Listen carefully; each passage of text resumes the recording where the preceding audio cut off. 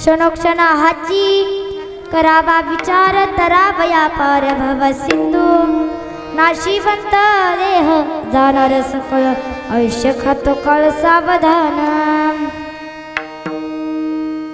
महायोग पीठे तटे भीमरथम वरम पुंडलिकाय दातु मुनीन्द्रे समागत्य तिष्ठं तमानन्दकन्दं परब्रह्मलिंगं भजे पांडुरंगं पांडुरंगा करू प्रथमा नमन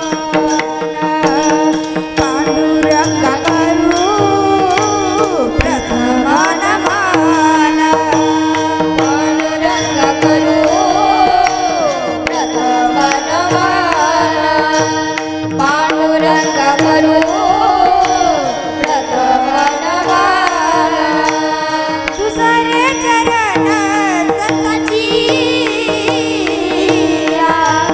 दुसरे चरण संताची त्याच्या कृपादाने कथेचा विचारू कथेचा विचारू दुसरे चरण संताची दुसरे चरण संताची त्यांच्या कृपादाने कथेचा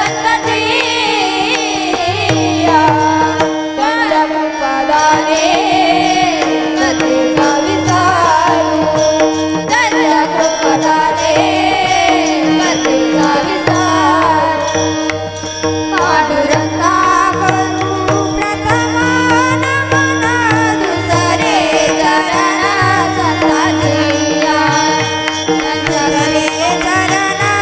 संताची दुसरे चरण संताची पांडुरंगा करू प्रथमा नमन दुसरे चरण संताची दुसरे चरण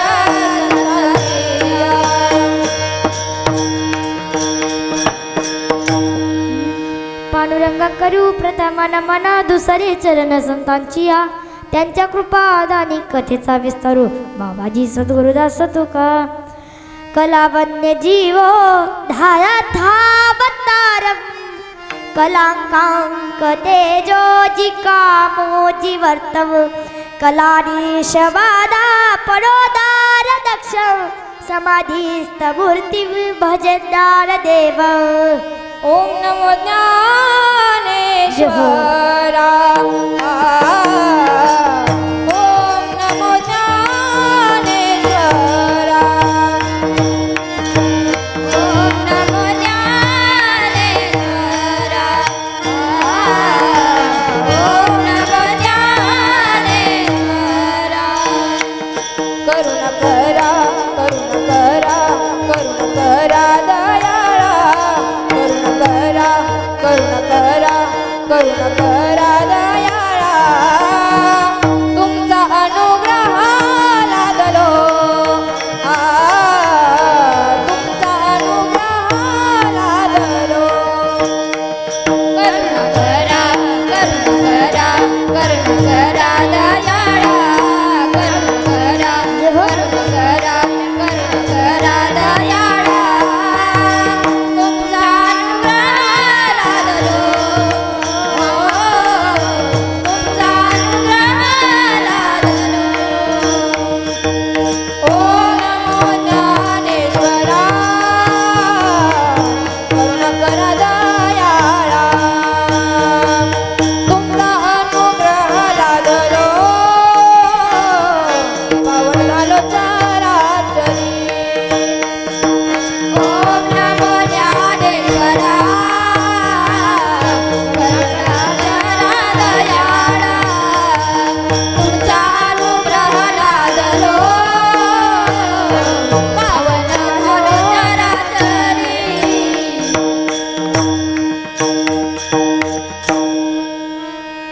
ओम नमो ज्ञानेश्वरा करुणा कर दयाळा तुमचा अनुग्रह लादलो पावणे झालो चराचरी ज्यांची केली स्मरण होय सकल विधीच्या अधिकरण त्याची बंधुजन श्री गुरूंचे ते नमस्कारून आता विठ्ठल विठ्ठल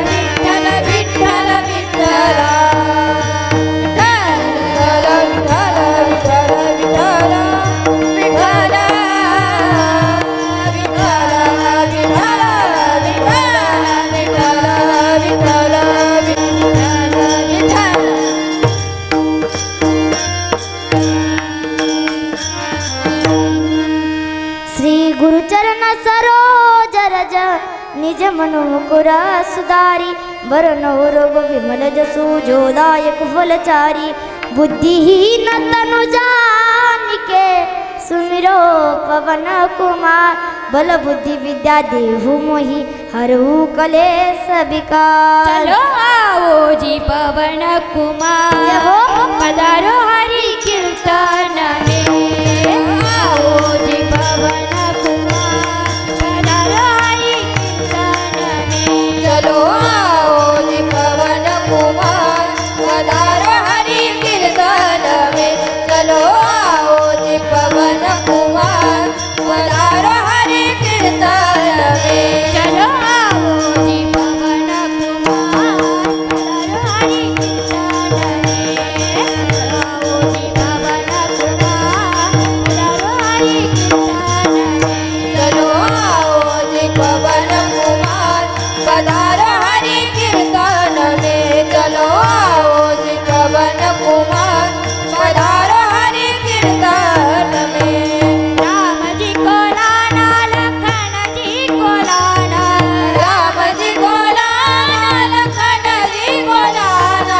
राम जी को लाना लखन जी को लाना। राम जी को लाना लखन जी को लाना। चलो आओ पवन कुमार पधारो हरि कीर्तन में। चलो आओ जी पवन कुमार पधारो हरि कीर्तन में। चलो आओ जी पवन कुमार पधारो हरि कीर्तन में। चलो आओ जी पवन कुमार पधारो हरि कीर्तन में। राजा राम राम राम सीता राम राम राम। राजा राम राम राम सीता राम राम। राजा राम राम राम सीता राम राम राम। राजा राम राम राम सीता राम राम राम। राजा राम राम राम सीता राम राम राम।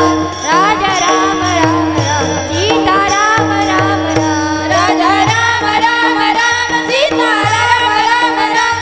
राजा राम राम राम सीता राम राम राम। चलो जी पवन कुमार हरि कीर्तन में। चलो आओ जी पवन कुमार पधारो हरि कीर्तन में। चलो आओ जी पवन कुमार पधारो हरि कीर्तन में। चलो आओ जी पवन कुमार पधारो हरि कीर्तन में।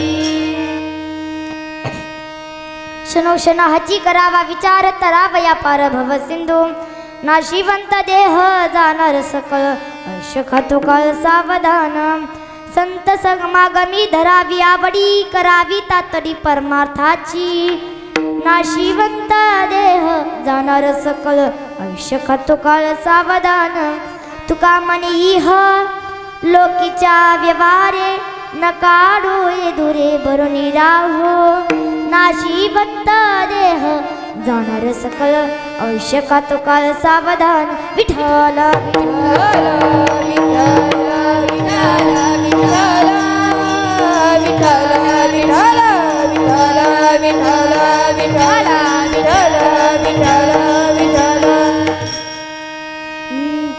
प्रस्तुत प्राप्त प्रसंगी प्राप्त स्थयी कीर्तनारूपी सेवे करिता निवडलेला अभंग जगद्गुरु जगद वंदनीय वैकुंठाला जाणारे वैकुंठ परत मृत्यू लोकामध्ये येणारे असे असणारे जगद्गुरु जगद वंदनीय तुकोबराय यांचा सुंदर असा आपण अभंगाच्या सेवेकरिता निवडले आहे.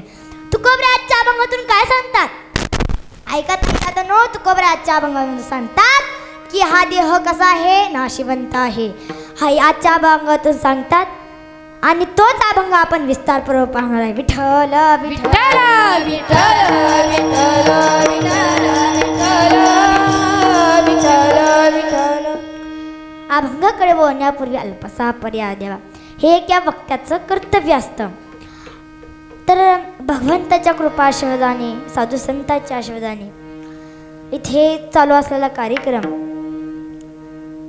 तुम्हा सर्वांना माहीत आहे की वैकुंठवासी सदाशिव आगलावे म्हणजे माझे मामा यांचं 10वे पुण्यस्मरण आहे.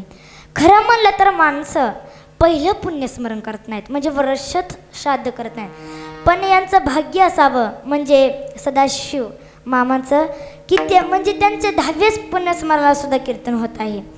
दुःख वाटतंय की म्हणजे तरुण वयात वारले दुःख वाटतंय की तरुण वयात वारले मामा वारले दुःख वाटते पण एक या गोष्टीचा आनंद वाटतो की मामाच्या 10व्या पुण्यस्मरणाला माझं कीर्तन आहे हे वर सुद्धा मामाला म्हणजे आनंद वाटत असेल. म्हणतात की राजा होता आणि राजाच झाला राजा होऊनच गेला. आपण या म्हणजे सदाशिव भगवान आगलावे यांच्या पुण्यस्मरणीत जमलेला आहोत व सर्व हे माझा आजो आहे परगा कोपदेव म्हणजे कीर्तनासाठी काही माझे काका मावशी लांबून आलेली मंडळी त्यांचे सर्वांचे धन्यवाद. कीर्तनाला सुरुवात. विठ्ठल विठ्ठल विठ्ठल विठ्ठल विठ्ठल विठ्ठल. सुरुवातीला अभंग आपण अभंगाचा सरळ अर्थ पाहू.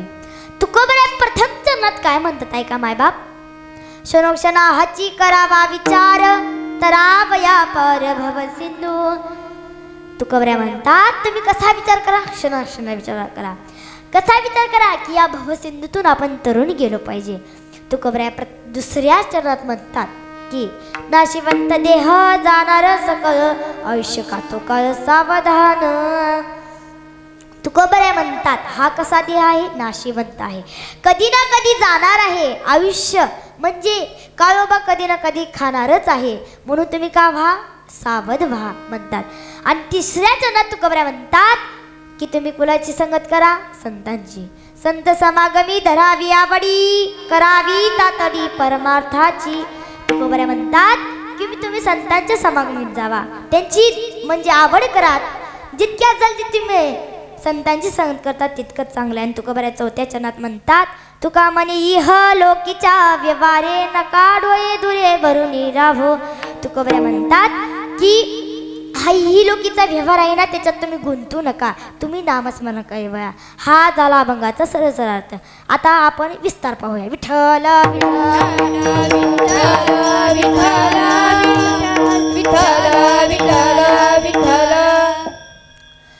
तर छत्रपती शिवाजी महाराजांचे धर्मगुरु आद्यगुरु. आता आपण अनेकदा ऐकतो छत्रपती शिवाजी महाराजांचं काय होते हो छत्रपती शिवाजी महाराज कुठे जन्माला माझा राजा एकच राजा इथे जन्मला एकच राजा इथे जन्मला शिवनेरी किल्ल्यावर माझ्या राजाचं नाव गाजतंय गड किल्ल्याच्या दगडावर माझ्या राजाचं नाव गाजतंय गड किल्ल्याच्या दगडावर माझ्या राजाचं नाव गाजतंय गड किल्ल्याच्या दगडावर माझ्या राजाचं नाव गाजतंय गड किल्ल्याच्या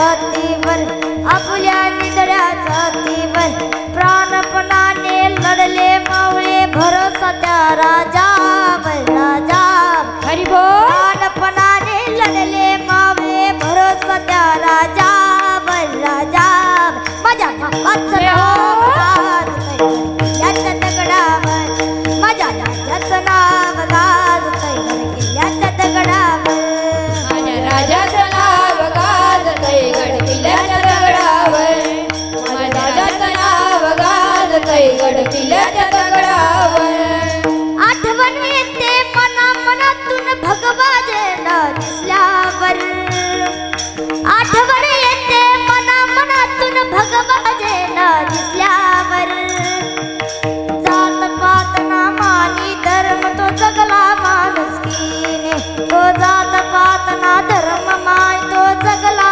माणुसकीने पुन्हा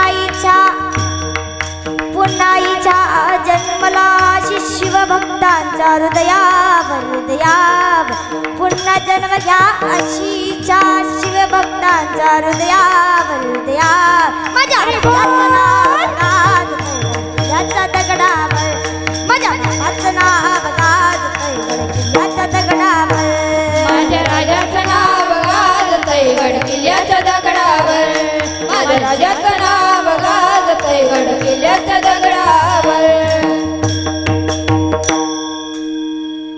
ऐका काय होता माझा राजा अहो सांगा गेली तर शब्द सुद्धा पूर्ण नाहीत माझ्या राजांसाठी अहो ज्यांनी सर्व मावळ्यांना एकत्र घेऊन जात पात ना धर्म मानी सगळ्या मावळ्यांना जमा करून स्वराज्याचं तोरण बांधलं 65 किलोची तलवार वागवतो 65 किलोची तलवार वागवतो त्याचं नाव काय तर येसाजी 65 किलोची तलवार वागवतो त्याचं नाव येसाजी जो हात तुटला तरी लढत राहतो त्याचं नाव तानाजी जो 8 तासामध्ये दिल्लीहून पुण्याला घोडा आणतो त्याचं नाव संताजी जो 2000 दुश्मनशी एकटा झुंजतो त्याचं नाव बाजी जो दुश्मनच्या तबुलातून कळप जोडतो त्याचं नाव धनाजी आणि जो वाघाला टरटर फाडतो आणि त्याचा जाबडा करतो त्याचं नाव छत्रपती संभाजी या सर्वांना एकत्र घेऊन जो स्वराज्याचं तोरण बांधतो त्याला म्हणतात छत्रपती शिवाजी महाराज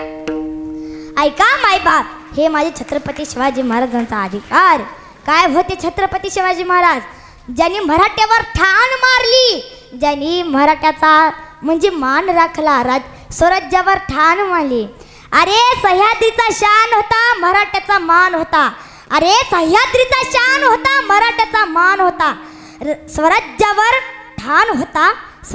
ठाण होता असा आमचा शोभा होता अरे ओम म्हणलं तर काय भेटते तर शांती भेटते ओम म्हणलं तर शांती भेटते साई म्हणलं तर मुक्ती भेटते आणि राम म्हणलं तर भक्ती मिळते आणि छत्रपती शिवाजी महाराजांचं नाव घेतलं ना 100 वाघाचं बळ मिळतं ऐका इतकंच नाही म्हणजे समुद्रातलं पाणी म्हणजे सागरातलं पाणी कधी आटत नाही सागरातलं पाणी कधी आटत नाही माऊलींची माया कधी तुटत नाही माऊलींची माया कधी तुटत नाही हे जन्म हजारो जन्म झाले नाथशुरांचा कधी सुटत नाही मला सांगायचं काय माझं छत्रपती शिवाजी महाराजांचा अधिकार अहो छत्रपती शिवाजी महाराजांना आपल्यासाठी अनेक काय काय केलं अहो त्यांचे पुत्र छत्रपती संभाजी महाराज अहो त्यांचं सांगा गेलं तर शब्दसुद्धा पूर्ण नाहीत माझे कमी पडतील म्हणजे त्यांचा अधिकार सांगण्यासाठी माझी इतकी बुद्धीसुद्धा नाही अहो माझ्या छत्रपती संभाजी महाराजांना तर नख काढली साल्ट काढली आणि ना मिठाचं पाणी लावलं गरम साई केली आणि डोळे काढले का तर तू आमच्या म्हणजे मुस्लिम धर्मात आहे तरी आपल्या छत्रपती संभाजी महाराजांनी इतका त्रास घेतला तर मला सांगायचं काय ते छत्रपती शिवाजी महाराज अजून सुद्धा अंतर्वायू सराटीमध्ये आहेत तर ते म्हणजे मनोज दादा जरांगे आपल्या मराठ्यासाठी त्याने अनेक उपोषण धरलं अनेक काय काय केलं मनोज दादा जरांगे यांच्यासाठी एकतर टाळी वाजलीच पाहिजे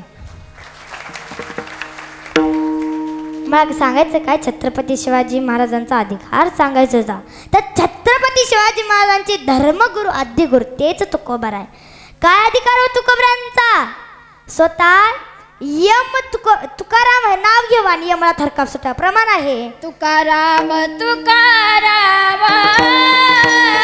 तुकाराम तुकाराम तुकाराम तुकाराम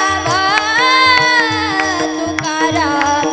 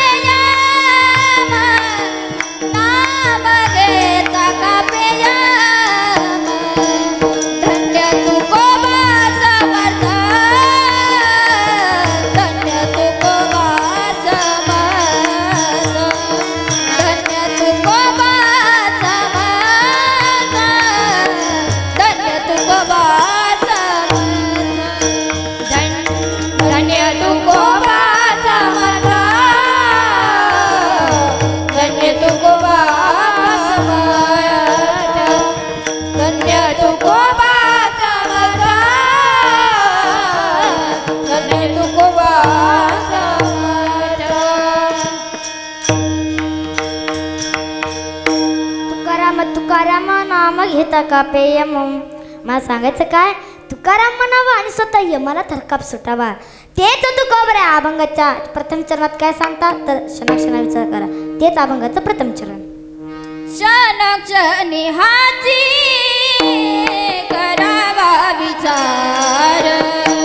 क्षणक्षण हाती करावा विचार. क्षणक्षण हाती करावा विचार. क्षणक्षण हाती करावा विचार. तरावया पार भावाचे तो. तरावया पार भावाचे तो. नाशिवंत देह जाणार सकळ. नाशिवंत देह जाणार सकळ. तरावया पार भावाचे तो. तरावया पार भावाचे तो. नाशिवंत देह जाणार सकळ. नाशिवंत देह जाणार सकळ. क्षणक्षणी हाची करावा विचार. तरावया पार भावाचे तो. तरावया पार भावाचे तो. तरावया पार भावाचे तो. क्षणक्षणी हाची करावा विचार. तरावया पार भावाचे तो. तरावया पार भावाचे तो. तरावया पार भावाचे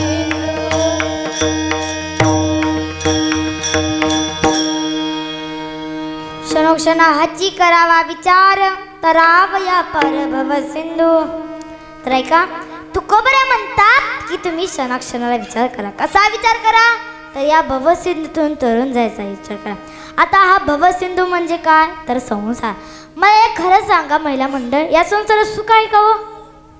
आहे का? खरं सांगा, या संसारात सुख आहे का नाही? आहे तर नाही. या संसारात सुख नाही तरी आपण त्याच्यात गुंफडून राहतो. या संसारात सुखच नाही. मी सांगत नाही, महाराजांच्या या संसार नगरी पागार भरला गबाई. जय संसार नगरी पागार भरला गबाई. जय संसार नगरी पागार भरला गबाई. जय संसार नगरी पागार भरला गबाई.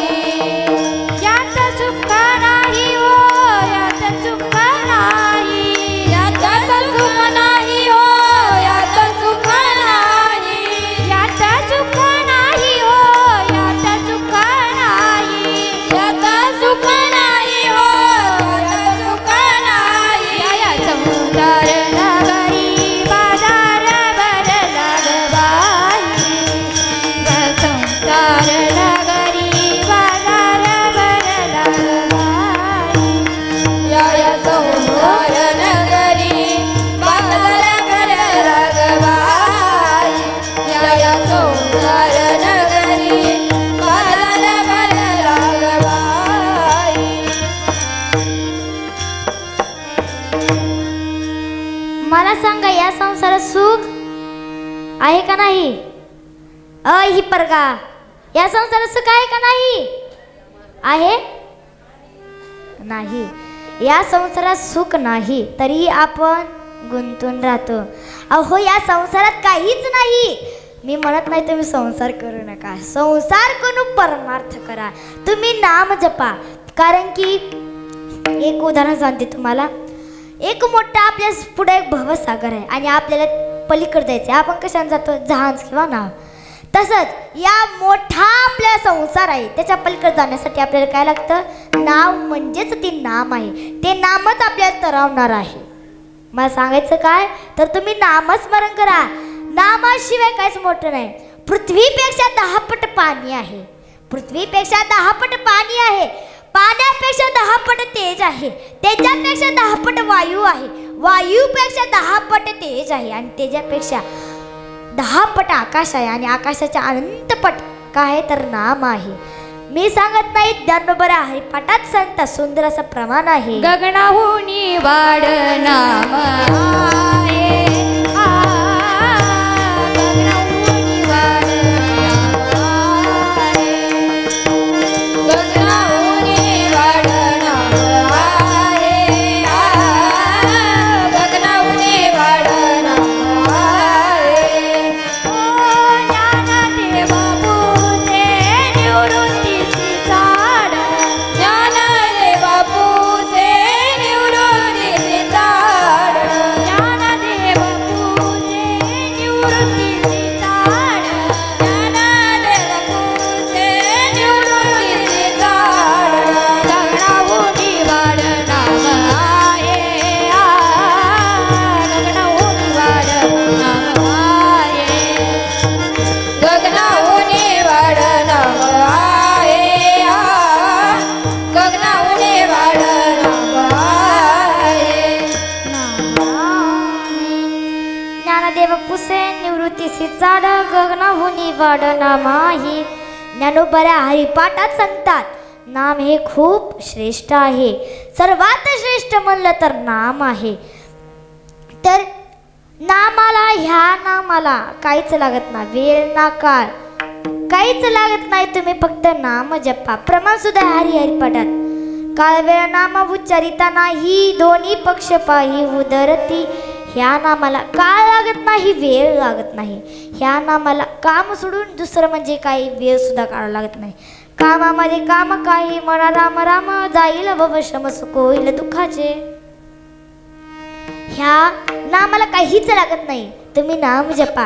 कारण की आपल्यावर एखादं मोठं संकट आलं, त्या संकटातून वाचवणार कोण आहे? आपल्याला भगवंत आहे. मग त्यासाठी नाम पाहिजे. अहो एक वेळेसचा प्रसंग आहे. तर मीराबाई लहानपणी भजन करू लागल्या. लोक कौतुक करू लागली. मीराबाई ही लहानपणी भजन करू लागल्या. लोक खूप कौतुक करू लागली. पण मीराबाई हळूहळू मोठ्या होऊ लागल्या. मग हळूहळू लोक नाव ठेवायला लागली. म्हणतात का निंदकाचे घर आपल्या जवळच असतं, शेजारीच असतं. तर मीराबाई खूप भजन करू लागल्या. मोठ्या झाल्या मीराबाई. लोक आणखी नावं ठेवायला लागली. मग वडील एकदा दोनदा सांगतात, अगं मीरा भजन बंद कर. लोक तुला नाही, तुला तर ठेवतात नावं, मलाही ठेवतात, तुझ्या आईलाही ठेवतात नावं. अगं मीरा भजन बंद कर. एकदा सांगितलं, दोनदा सांगितलं, तिसऱ्या वेळेस सांगितलं. चौथ्या वेळेस मीराबाईंचे वडील राणा यांनी खूप विचार केला.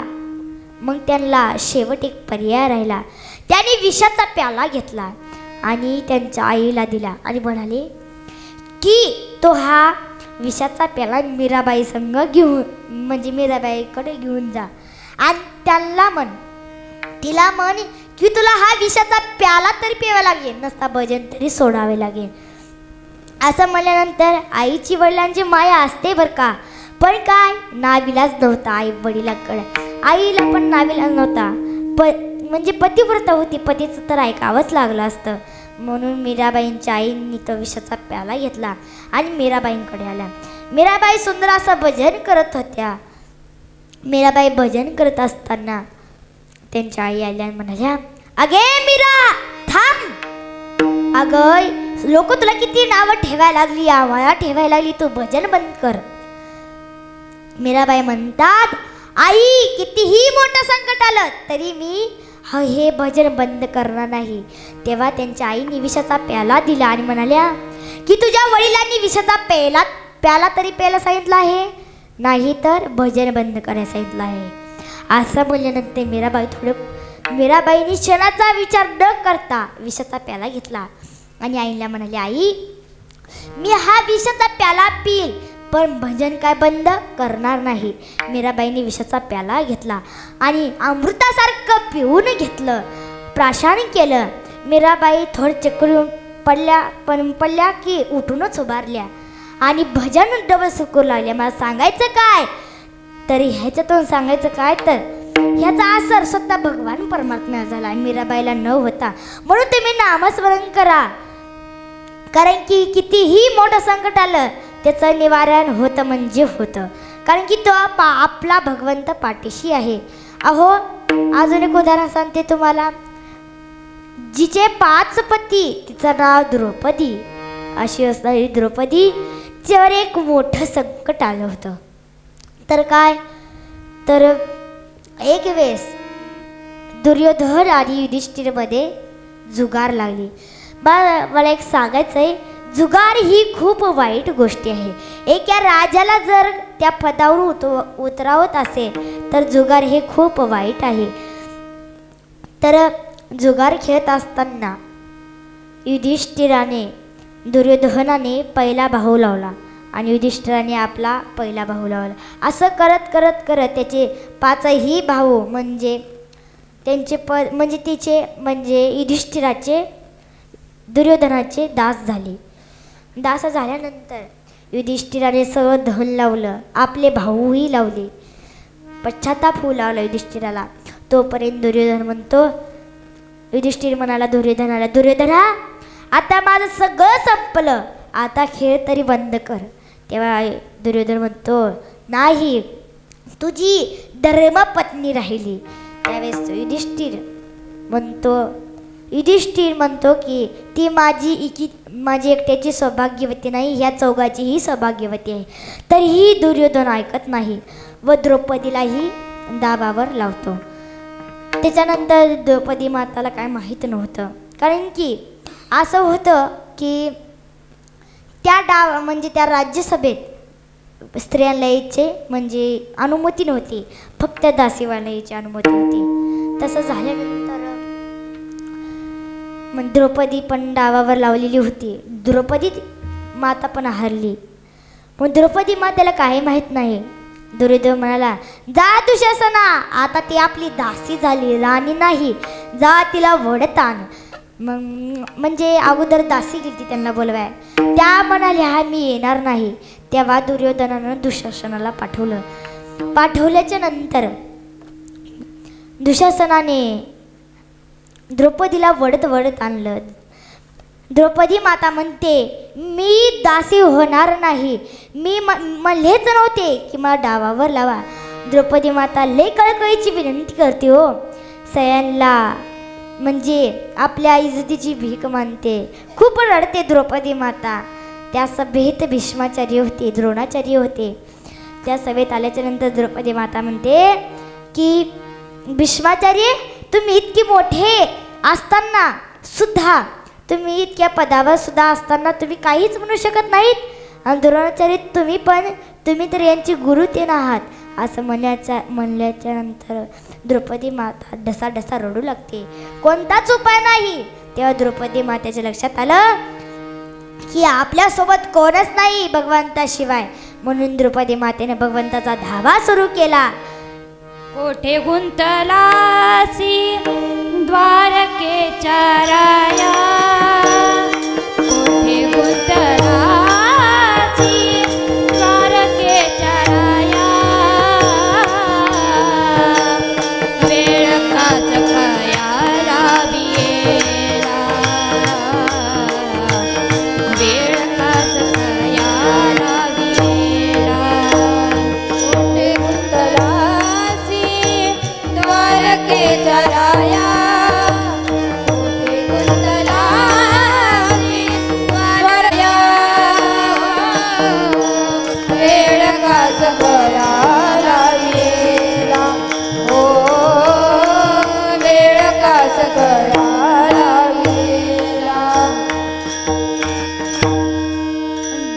माता मोठ्या मोठ्याने दावा करू लागल्या भगवंताचा. दुर्योधन सांगितलं दुःशासनाला, हिचं वस्त्रहरण कर. दुःशासन हसत हसत मोठ्याने माझ्या द्रौपदी मातेची साडी वळतोय. अहो, द्रौपदी माता ढसाढसा रडून त्या भगवंताचा दावा करू लागली. तेव्हा भगवंताने, म्हणजे अगोदर एक घटना घडली होती की जेव्हा युद्ध चालू होतं त्यावेळेस माझ्या द्वारकेच्या रायाला बोटाला लागलं होतं. तेव्हा हा माझ्या द्रौपदी मातेनं स्वतःची चोळी फाडून बांधली होती. मग भगवंताने ते कापड काढलं आणि जितक्या साड्या लागत्याल तितक्या माझ्या द्रौपदी मातेला दिल्या. तर माझा म्हणजे तो दुःशासन किती वळतो पण तो शेवट थकून जातो, पण साडी काही संपत नाही. तो दुर्योधनाला सांगतो. दुर्योधन म्हणतो, आश्चर्य आहे, साडी वळत नाही. कितीही साडी वळतात ते दोघं, पण काय वळत, साडी काय वळत नाही. तर मला सांगायचं काय तात्पर्य? दृष्टांत संपला. मला सांगायचं काय एकच तात्पर्य आहे, आपल्याला किती जरी मोठं संकट आलं तर तो भगवंत धावून येतो. म्हणून नामस्मरण करा. विठ्ठल विठ्ठल विठ्ठल विठ्ठल विठ्ठल विठ्ठल विठ्ठल विठ्ठल. नामस्मरण करा, कारण या नामस्मरणामध्ये खूप म्हणजे खूप ताकद आहे. तुम्ही नामस्मरण करा, भगवंताची म्हणजे पूजा कर्म करा, कारण आपल्या संग फक्त कर्म पुण्य पाप येणार आहे. आता कर्म म्हणल्यावर मी तुम्हाला सांगते, कर्म माणसाने जीवनामध्ये चांगलं करावं. एक सांगते की भगवंताच्या बापाला कर्म चुकलं नाही तर आम्ही तुम्ही कोण? तर दशरथ राजा, त्यांना कर्म चुकलं नाही तर तुम्ही आम्ही कोण आहेत? म्हणून कर्म करा. कारण एका राजाला वाईट कर्माने जर राजा भिकारी बनत असेल तर ती कर्म किती वाईट आहे. म्हणून कर्म चांगली करा. कर्मों की सजा इतनी भारी और भयानक है, कर्मों की सजा इतनी भारी और भयानक है कि हमारा जमा हुआ पुण्य कब खत्म होता है पता ही नहीं चलता. बुरे कर्म एक समर्थ राजा को भिखारी बना देता है. बुरे कर्म एक समर्थ राजा को भिखारी बना देता है. इसलिए किसी के साथ छल कपट करके उसके दिल को दुखाना नहीं. मला सांगायचंय काय तर आपण जीवनामध्ये आलो तर कर्म चांगले करावे. आपण जसं कर्म झाले तेची भोगाले, कर्म झाले तेची भोगाले, कर्म झाले तेची भोगाले, कर्म झाले तेची भोगाले. उपजले मेरे ऐसे कीर्ती, उपजले मेरे ऐसे कीर्ती, केले कर्म झाले तेची भोगाले, केले कर्म झाले तेची भोगाले. उपजले मेरे ऐसे कीर्ती, उपजले मेरे ऐसे कीर्ती. हर पल गाता, हर पल जिंदा, मुखी गाता, हर पल जिंदा, हर पल जिंदा. केले कर्म झाले त्याचे भोग आले, उपजले मेले ऐसे किती. आपण जसं कर्म करतो तसंच आपल्याला भोगायला येतं. म्हणून माणसाने जीवनामध्ये चांगले कर्म करावे, कारण हा देह एक ना दिवस जाणार आहे. आपल्या संग पैसा नाही येणार, धन नाही येणार, संपत्ती नाही येणार, आपल्या संग आपला भाव येणार नाही ना कोण येणार नाही. फक्त आपल्या संग कर्म पुण्य पाप धर्म हे सर्व काही गोष्टी येणार आहेत.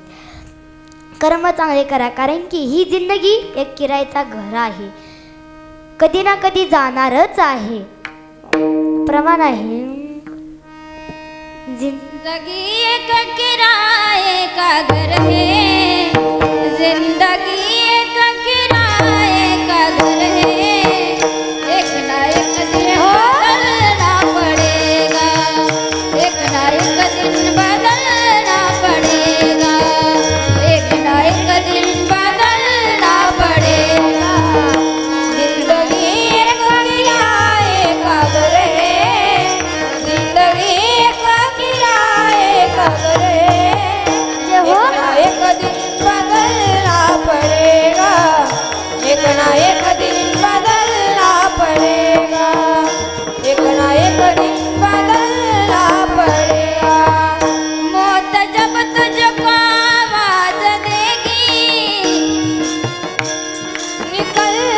पड़ेगा। मौत जब तुझको आवाज देगी, घर से बाहर निकलना पड़ेगा। जिंदगी एक किराए का घर है, एक ना एक दिन बदलना पड़ेगा, एक ना एक दिन बदलना पड़ेगा।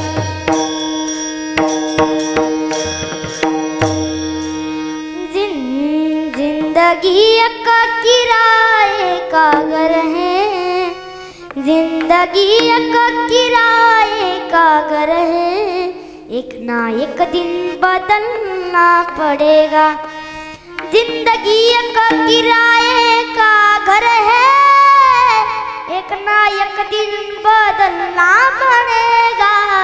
मौत जब तुझको, मौत जब तुझको, मौत जब तुझको आवाज देगी, घर से बाहर निकलना पड़ेगा, घर से बाहर निकलना पड़ेगा। हा, ही जिंदगी एक किरायाचा घरच आहे. एक ना एक दिवस माणसाला जावं लागतं. 4 दिन की जिंदगी हे 4 दिन का मेला. एक ना उद्या जायचंय, परवा दिवशी जायचंय. काय सांगते इथं? मी असंच एका गावामध्ये म्हणलं, दर माणसाला जावंच लागतंय. ह्या गावातले सगळेच जाणार आहेत. मग कीर्तन झाल्याने ते सगळे नाराज झाले. एक बाई हसत हसत आली, पाया आली. मी म्हणलं, ताई तुम्ही इतक्या हसताय का?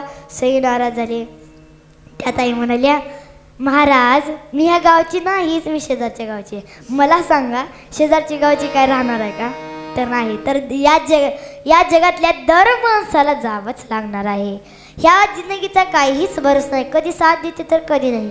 क्या भरोसा ही इस जिंदगी का, क्या भरोसा ही इस जिंदगी का, साथ देती नहीं, साथ देती नहीं ओ किसी का, साथ भरोसा ही इस जिंदगी का. या जिंदगीचा काहीच भरोसा नाही. कधी कधी आपल्या संग आहे तर कधी नाही. म्हणून नामस्मरण करा, कारण आपल्या संग नामस्मरणच येणार आहे. तुम्ही म्हणताल महाराज कीर्तन सुरू झाल्यापासून नामस्मरण करा, नामस्मरण करा, दुसरं काय महाराजाला येतच नाही काय? तसं नाही. तर नामस्मरणच हे आपल्याला ना या जिंदगीमधून तरवणारं आहे. हा देह कसा आहे तर नाशिवंत आहे, कधी ना कधी काळ खाऊन जाणार आहे. म्हणून तुकोबरे काय म्हणतात? सावध व्हा. अभंगाच्या दुसऱ्या चरणात.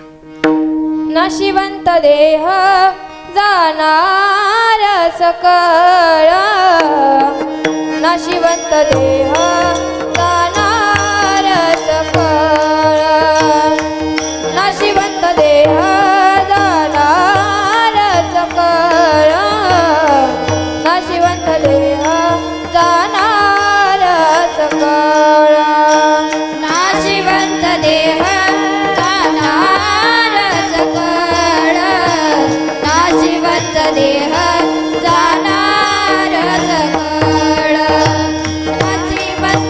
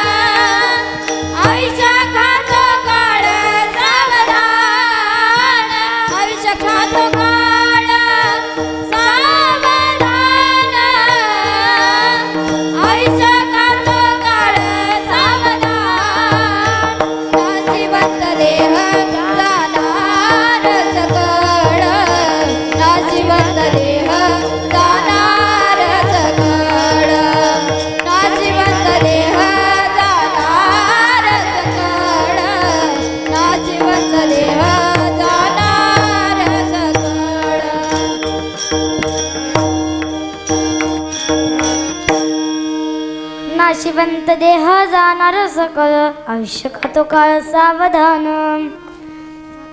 तुकोबऱ्या म्हणतात हा देह कसा आहे नाशिवंत नाश पावणारा आहे. तर जे हा देह नाश पावणार आहे कारण हा देह कधी जाईल ह्याचा काय भरोसा नाही. म्हणून तुम्ही काय करा नामस्मरण करा सावध व्हा असं तुकोबऱ्या म्हणतात. आणि म्हणतात की सावध व्हा हा काळ कधी खाऊन जाईल कळणार घडोघडी काळ वाटयाची पाहे घडोघडी काळ वाटयाची पाहे घडोघडी काळ वाटयाची पाहे घडोघडी काळ वाटयाची पाहे घडोघडी काळ वाटयाची पाहे घडोघडी काळ वाटयाची पाहे घडोघडी काळ वाटयाची पाहे घडोघडी काळ वाटपाची पाहे. अजून किती आहे अवकाश अवकाश अजून किती आहे अवकाश अवकाश घडोघडी काळ वाटयाची पाहे घडोघडी काळ वाटयाची पाहे घडोघडी काळ वाटयाची पाहे घडोघडी काळ वाटयाची पाहे. अजून किती आहे अवकाश अवकाश अजून किती आहे अवकाश अवकाश हरिमुखी गाता हर परिचिता हरिमुखी गाता हर परिचिता हरिमुखी गाता हर परिचिता हरिमुखी गाता हर परिचिता.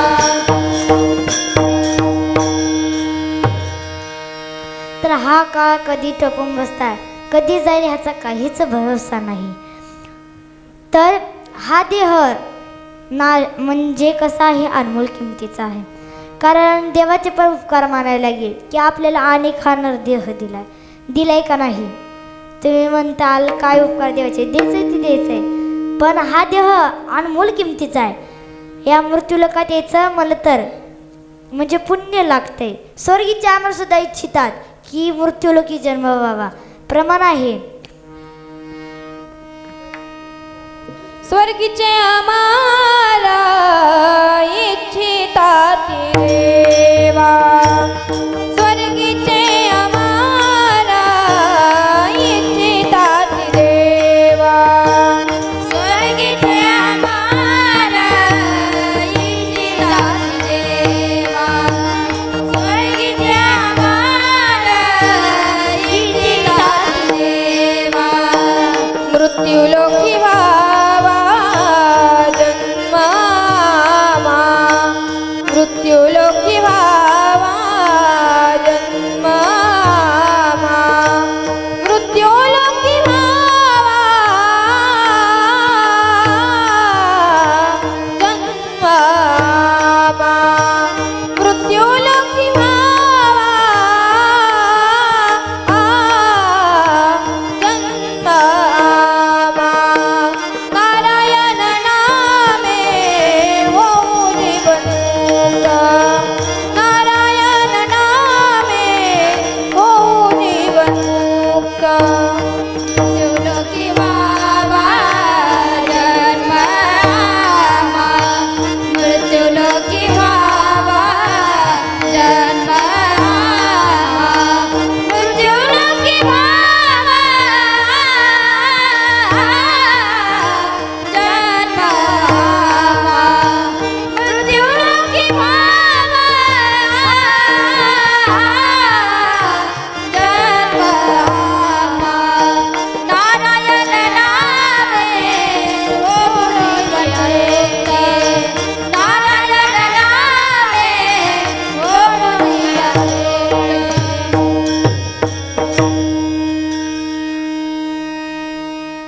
स्वर्गीचे अमर इच्छितात देवा मृत्यूलोकी व्हावा जन्मामा. स्वर्गीचे अमर सुद्धा इच्छितात की आमचा जन्म मृत्यूलोकी व्हावा. कारण हा देह अनमोल किमतीचा आहे. ह्या देहाची आपल्याला म्हणजे किंमत कळत नाही. ज्याला पाय नसते त्याला विचारा पायाची किंमत, ज्याला हात नसते त्याला विचारा हाताची किंमत. हा नरदेह किती अनमोल किमतीचा आहे, ज्याला नसतं त्यालाच कळत असतं. खरं आहे ना, ज्याला नसतं त्यालाच कळत असतं. हा देह अनमोल किमतीचा आहे, पण हा देह कशासाठी दिलाय, हे तोंड कशासाठी दिलाय, तर कशासाठी दिलंय, तर भजनासाठी. देवे दिला देह भजन घुमटा, देवे दिला देह भजन घुमटा, देवे दिला देह भजन घुमटा, देवे दिला देह भजन घुमटा, देवे दिला देह भजन घुमटा, देवे दिला देह भजन घुमटा, देवे दिला देह भजन घुमटा, देवे दिला देह भजन घुमटा. तोया झाला फाटा बालिकेचा, तोया झाला फाटा बालिकेचा, तोया झाला फाटा बालिकेचा, तोया झाला फाटा बालिकेचा, देवे दिला देह भजन घुमटा, देवे दिला देह भजन घुमटा, देवे दिला देह भजन घुमटा, देवे दिला देह भजन घुमटा. तोया झाला फाटा बालिकेचा, तोया झाला फाटा बालिकेचा, तोया झाला फाटा बालिकेचा, तोया झाला फाटा बालिकेचा, देवे दिला देह भजन घुमटा, देवे दिला देह भजन घुमटा, देवे दिला देह भजन घुमटा, देवे दिला देह भजन घुमटा, भजन घुमटा. देवी दिला देह भजन आगोमटा, तोया झाला फटा बांधिकीचा. हा देह कशासाठी दिलाय, तर भजनासाठी दिलाय. पण आपण ह्याचा वापर वेगळाच करतो. कशासाठी करतो, भांडणासाठी. पण हा देह भगवंताने आपल्याला भजनासाठी दिलाय, भगवंताचं नाम घेण्यासाठी दिलाय. तर तुम्ही नाम घ्या. भगवंताने सुंदर असा आपल्याला नाम घेण्यासाठी तोंड दिलेलं आहे. आपण नाम घ्यायचं देव भगवंताचं, कारण हे नाम खूप श्रेष्ठ आहे. आपल्याला या भवसिनीतून तरायचं असेल तर नाम घ्यायची गरज आहे. काय नाम घेणार का नाही, परगा घ्यायचे का नाही, नाही का घ्यायचंय मुकेत, मग तर घ्यायचंय. हे नाम घ्यावं लागते दर माणसाला. तुम्ही संतांची संगत करा, कारण आपण जर संतांचे पाय धरले तर आपल्याला हरीची प्राप्ती होते. संतन के संग लाग रे तेरी अच्छी बनेगी, संतन के संग लाग रे तेरी अच्छी बनेगी, संतन के संग लाग रे तेरी अच्छी बनेगी, संतन के संग लाग रे तेरी अच्छी बनेगी, अच्छी बनेगी तेरी किस्मत जगेगी, अच्छी बनेगी तेरी किस्मत जगेगी, अच्छी बनेगी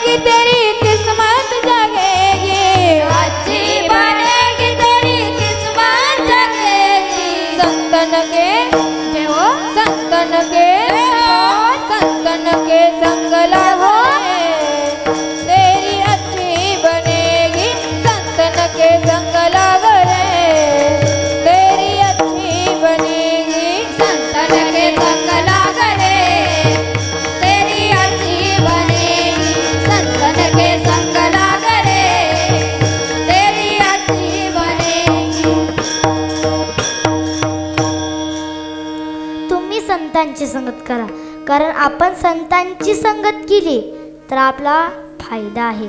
कारण की संत जगाच्या कल्याणासाठीच असतात. जगाच्या कल्याणा संताच्या विभूती, जगाच्या कल्याणा संताच्या विभूती, जगाच्या कल्याणा संतांच्या विभूती, जगाच्या कल्याणा संतांच्या विभूती, जगाच्या कल्याणा जगाच्या कल्याणा संतांच्या विभूती, जगाच्या कल्याणा संतांच्या विभूती, जगाच्या कल्याणा संतांच्या विभूती. देह कष्ट भीती पर उपकारे, देह कष्ट भीती पर उपकारे, देह कष्ट भीती पर उपकारे, देह कष्ट भीती पर उपकारे, देह कष्ट भीती पर उपकारे, देह कष्ट भीती पर उपकारे, देह कष्ट भीती पर उपकारे. जगाच्या कल्याणा संतांच्या विभूती, जगाच्या कल्याणा संतांच्या विभूती, जगाच्या कल्याणा संतांच्या विभूती, जगाच्या कल्याणा संतांच्या विभूती, जगाच्या कल्याणा संतांच्या विभूती, जगाच्या कल्याणा संतांच्या विभूती.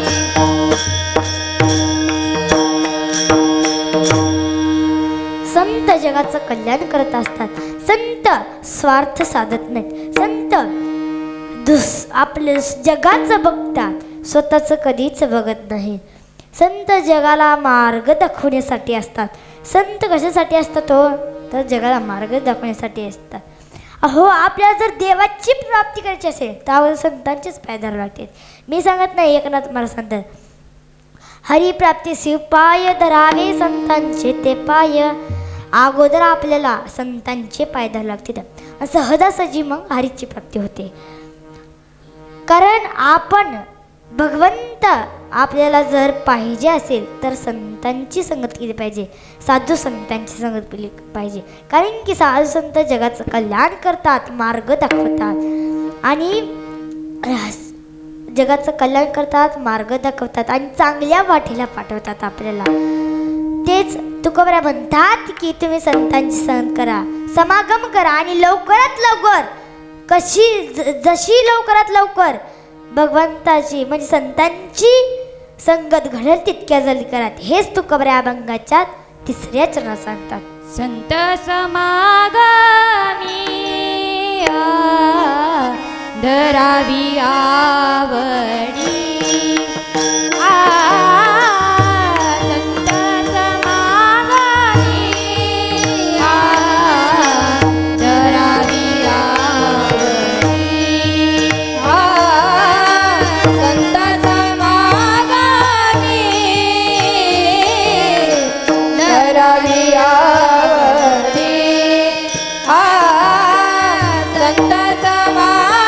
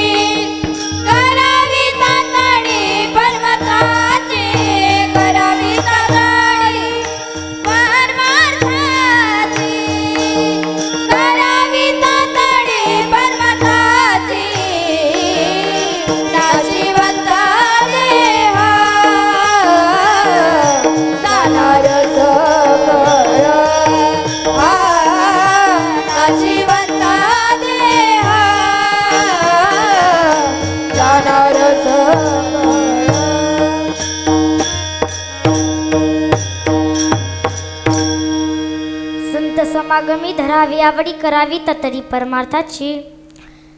संत जगाचं कल्याण करतात. तर वाल्या कोळ्याचं तुम्हाला दृष्टांतर माहीत असेल, फक्त शॉर्टकट सांगते तुम्हाला. तर वाल्या कोळ्यानं कुणाचं ऐकलं? संतांचं ऐकलं. कुणाचं ऐकलं? नारद महर्षीचं ऐकलं. ते एक संत होते. मग वाल्या कोळ्याचा उद्धार झाला का नाही? तर झाला. कुणामुळे झाला? तर नारद महर्षीमुळे, म्हणजे संतामुळे. तर आपण संतांचं ऐकलं, संतांचं मार्गदर्शन केलं. फक्त ऐकायचं नाही, मार्गदर्शन घ्यायचं नाही, फक्त ते आचरणात पण आणायचं असतं. मग वाल्या कोळ्यानं आचरणात आणलं. तर वाल्या कोळ्यानं इतकं पाप केलं, वाल्या कोळ्याला राम सुद्धा म्हणता येणं झालं. काय म्हणायचं वाल्या कोळी? मरा मरा. पण मराचा कधी राम झाला हे सुद्धा कळलं नाही. म्हणून तुम्ही संतांची संगत करा, कारण या संतांच्या संगतीत आपल्याला काहीही शिकायला भेटतं. ही संतांची संगत आपल्याला कुठपर्यंत नेली हे पण सांगता येत नाही. विठ्ठल विठ्ठल विठ्ठल विठ्ठल विठ्ठल विठ्ठल विठ्ठल विठ्ठल विठ्ठल. आता आपण वारकरी संप्रदायाच्या नियमाने भजन करूया. विठोबा रखुमाई, विठोबा रखुमाई, सर्वांनी वरात घ्या. विठोबा रखुमाई, विठोबा रखुमाई, जरा जरा देवाला हात देते. पहिला म्हणलं हात वर घ्या.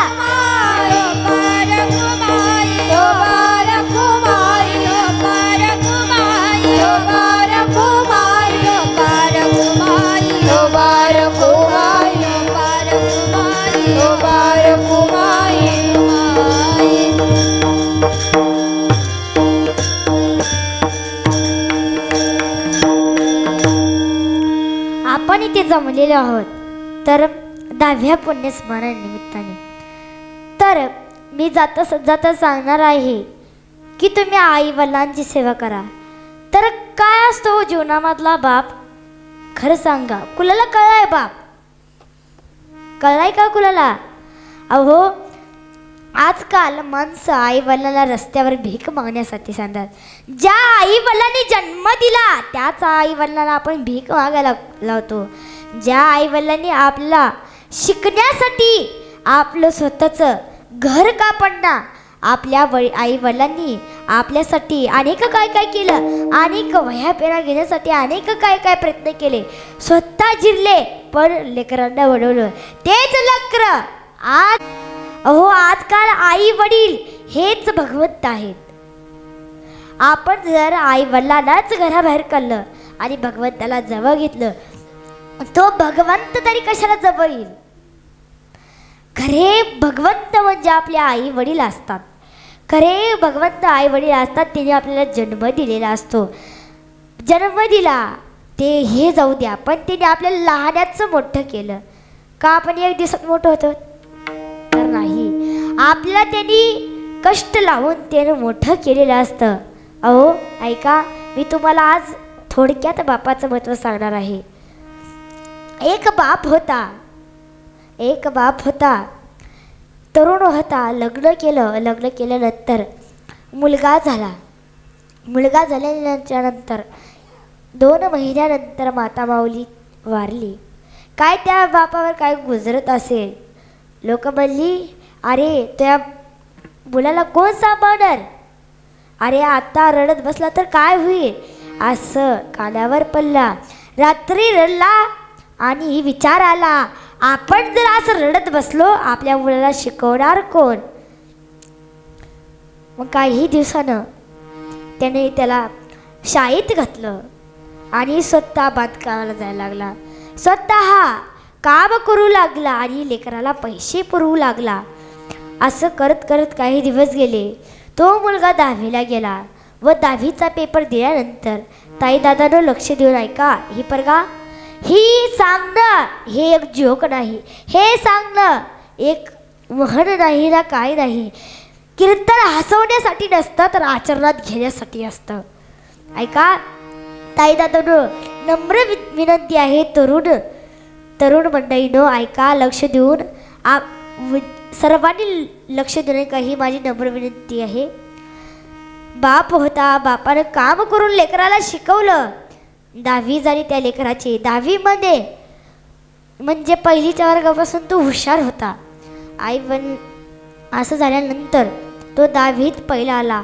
अहो त्या वडिलाला कळताच त्यानं ज्या घरामध्ये तो काम करायचा धुणे भांडे, त्याला त्या नोकरला म्हणजे नोकरनं मालकाला म्हणालं, मालक मला आज 100 रुपयाची गरज आहे. मी उद्याचा दिवस पूर्ण दिवस काम करतो. मला 100 रुपयाची गरज आहे. मालक म्हणाला, का रे, काय गरज आहे तुला?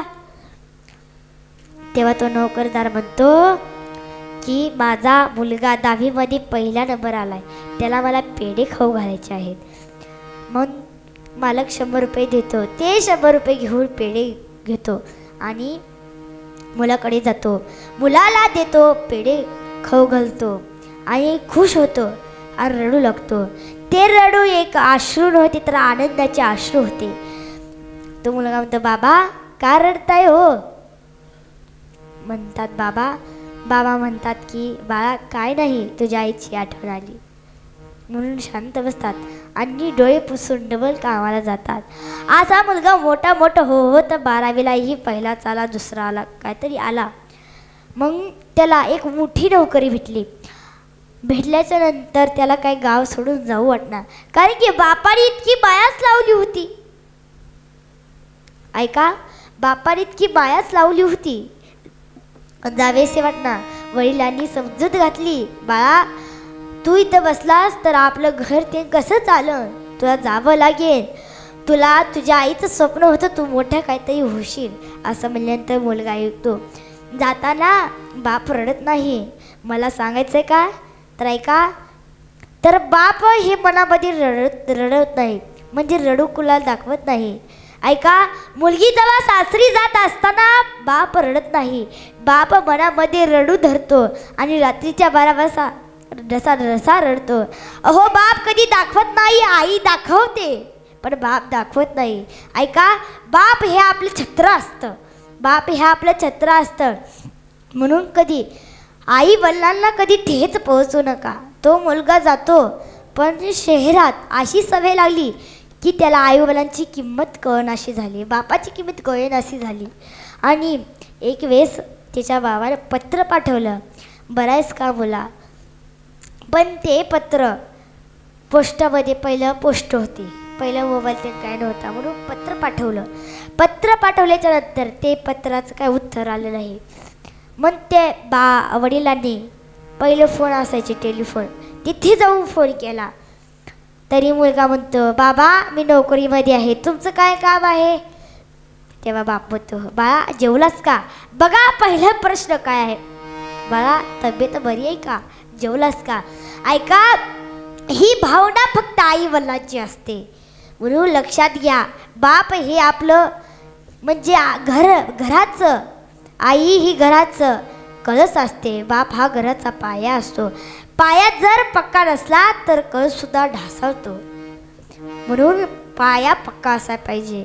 बाप ठेवतो आणि रडतो, त्याला त्या दिवशीचे दिवस आठवतात आणि रडतो ढसा.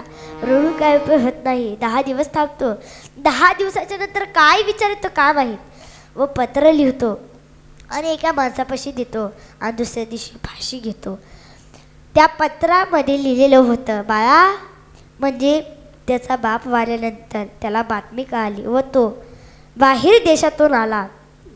त्या पत्रामध्ये लिहिलं होतं, बाळा तुझी तब्येत बरी आहे का? हो बरी आहे. तू म्हणतोस ना मी आंधळा आहे, त्याचं एक कारण आहे बाळा. मी आंधळा आहे, तू लहानपणी ना पडला होतास तेव्हा तुला ना सगळे लेकरं म्हणजे चिडवायचे की ह्याला डोळाच नाही, म्हणून मी स्वतः माझा डोळा तुला दिला होता. का रे बाळा, मी तेव्हा तुला आंधळा म्हणलं असतं तर जमलं असतं का? तसं नको म्हणू. असं म्हणतो, पत्र लिहितो, तू बरा आहेस का? तू असाच नोकरी ते कर. मला सांगायचं काय, बापाची कशी पण भावना असते, किती दुःखात असो बाप तरी आपल्या लेकरा बाळाला कधी विसरत नाही. म्हणून तुम्ही आईवडिलांची सेवा करा, कारण स्वतः पुंडलिकाने आईवडिलांची सेवा केली, स्वतः भगवंत आला. अवदा आपण आई वडिलांची सेवा केली पाहिजे, तेव्हा भगवंत जवळ येतो. आपण जर आई वडिलांनाच म्हणजे घराबाहेर काढून भीक मागण्यासाठी पाठवलं, ते भगवंत आपल्याजवळ कसा येईल? मला सांगायचं ही गरजेचं आहे आजच्या काळात. कारण लोक खूप आई वडिलांवर काहीतरी भीक मागायला होतात, वृद्धाश्रमामध्ये टाकतात. का हो? तुम्हाला आई वडिलांचं वजन सहन होत नाही? त्या आई वडिलांनी तुम्हाला लहानपणी तर कसं पाळलं असं विचार करा.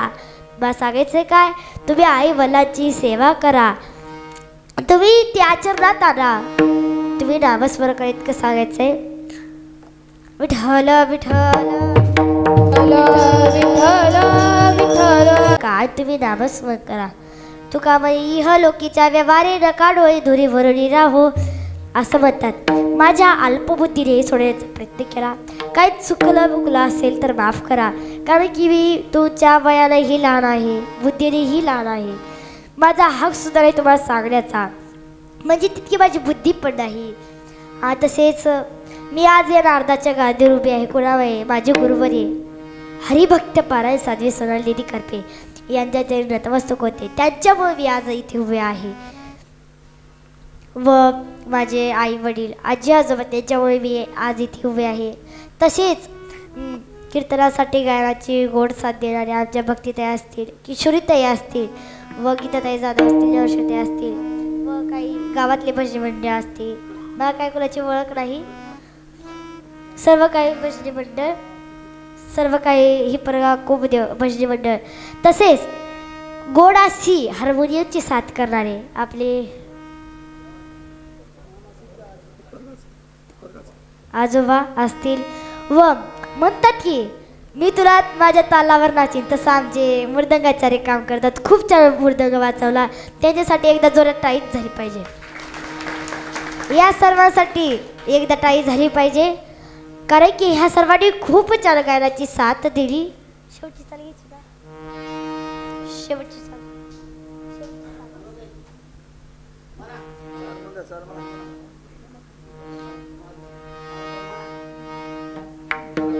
सर्वांच्या चरणी नतमस्तक होते. ज्ञानेश्वर माऊली ज्ञानराज माऊली तुकाराम. ज्ञानेश्वर माऊली ज्ञानराज माऊली तुकाराम. ज्ञानेश्वर माऊली ज्ञानराज माऊली तुकाराम.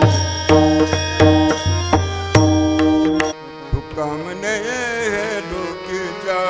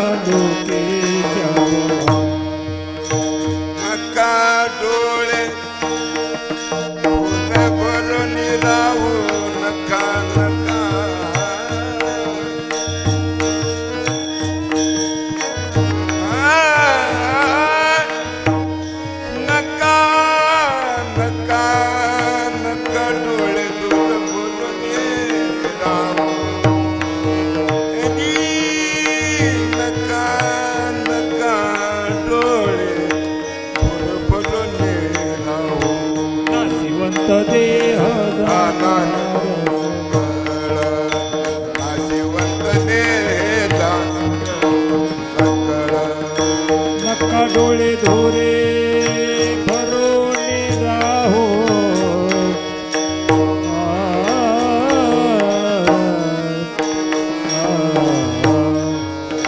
नका डोळे धोरे भरोने राहो. नका डोळे धोरे भरोने राहो.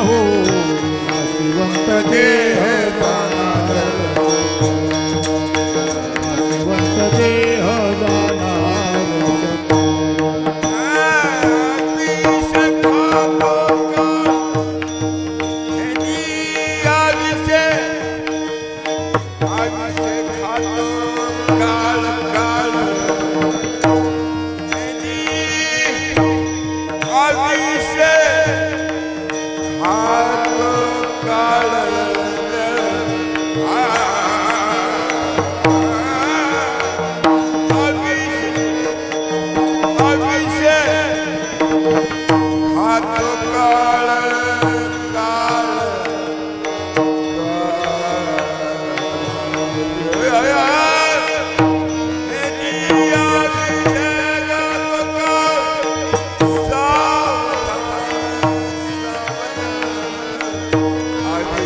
खातो काळ सावधान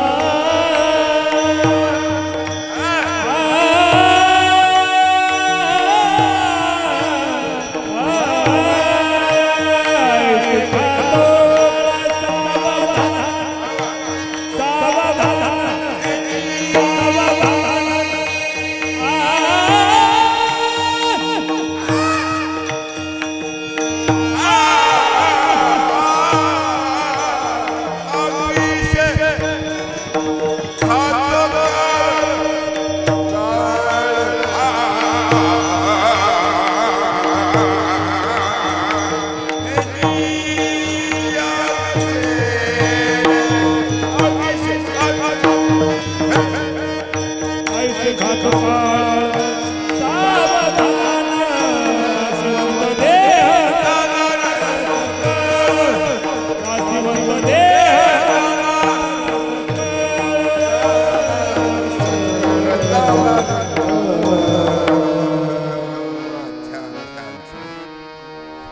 सर्वांसाठी टाळ्या वाजवा ह्या आणि सदाशिव आगलावे म्हणजे वैकुंठवासी सदाशिव आगलावे यांच्या पुण्यस्मरणानिमित्त ही सेवा पार पडलेली आहे आणि ही सेवा ठेवली ते कस्तुरबाई आगलावे व रामचंद्र आगलावे तसेच सर्वांचे चरणी नतमस्तक होते व माझ्या आजोबांचे चरणी नतमस्तक होते, आजीच्या चरणी नतमस्तक होते, आई वडिलांच्या चरणी नतमस्तक होते, गुरुवरांच्या चरणी नतमस्तक होते व सेवेला पूर्णविराम. विठ्ठल जय जय विठ्ठल, विठ्ठल जय जय विठ्ठल. पुढे वेडी वाकुडे उत्तरे करा.